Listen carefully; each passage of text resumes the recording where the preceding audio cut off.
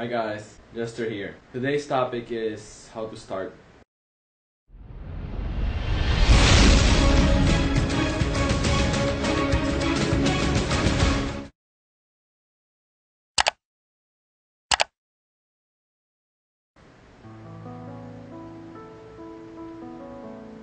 Maraming mga tao, excited sila, lalo na pag join nila ng networking.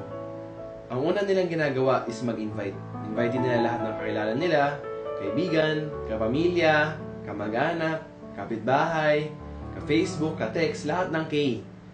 Ang problema lang dito, pag yung bagong member, wala pa siyang knowledge about the business and then nag-invite na siya, tapos may konting tanong yung in-invite niya. For example, anong ingredients ng product mo? Saan galing yung mga ginamit na ingredients? Para saan yung product mo? Explain.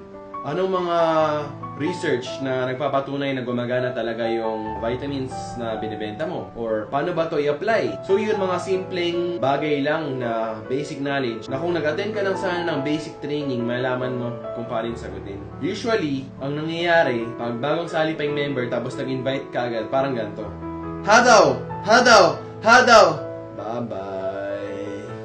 Kasi, meron lang tinanong yung invite nila, tapos, hindi nila masagot, pero simple lang yung tanong, and then naisip nila, ay mahirap pala to, hindi pala to para sa akin.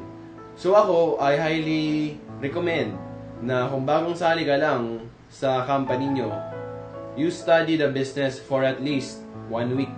Aralin mo yung products, aralin mo kung paano siya i-present, aralin mo konting company profile, and then konting marketing, para at least kung mag-invite ka man, meron kang masagot kahit konti. The best way na gawin mo, kung di mo talaga mapigilan mag-invite pagkasali mo pa lang, is tawagin mo ang upline mo. Dahil siya ang advisor, siya na yung matagal sa business, so pag may tanong yung prospect mo, masasagot talaga ng upline mo. Napaka-importante rin na meron kang GLLA, lalo na pagsali mo sa networking. Ano ibig sabihin ng GLLA? GLLA stands for Good Listening and Learning Attitude. Ngayon, kung ikaw man ay doktor, engineer, accountant, isa kang professional, tapos yung upline mo or mentor mo, di naman siya professional, kunwari, tambay lang siya, or nursing graduate pero hindi nakapasa sa board exam, kailangan willing kang matuto. Dahil siya yung nakaalam, siya yung nauna dito, siya magtuturo sa iyo lahat ng kailangan mong malaman. Huwag mo siyang kukontrahin, huwag yung acne ka. Ang ibig sabihin ng acne, alam ko na yan. So maraming mga tao nagsasabi na, alam ko na yan. Meron akong member dati, pinaten ko ng training. Lumabas siya ng training room. Sabi ko, ba't ka lumabas? Sabi niya, ay alam ko na yun eh. Sabi ko, alam mo na, sige ikaw mag-training dun. Kasi hanggat hindi ikaw ang nagtitraining sa harap, hindi mo pa alam. Isa pang point is, kailangan mong gawin ang mga assignments na binigay ng upline or mentor mo sa'yo. Yung mga assignments na binibigay, yan yung mga stepping stone para maabot mo yung success. Tinuturuan ka ng upline or mentor mo, dahan-dahan. Dahil pag tinuro niya sa'yo lahat, di mo alam kung anong gagawin. Di mo alam kung anong uunahin. Always remember that this is your business.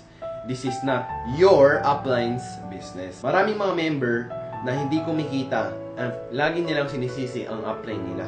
Pero sila mismo, hindi sila nag-research, hindi sila nag-attend ng training, hindi sila nag-attend ng presentation, hindi sila nakinig sa upline nila, pero sinisisi nila upline nila. And remember na the training will only work if you apply the training. Kung ano mang matutunan mo sa upline mo, siguraduhin mo na i-apply mo ito. At kung ano mang natanggap mo na product sa kit mo, kailangan ikaw mismo ginagamit mo ito.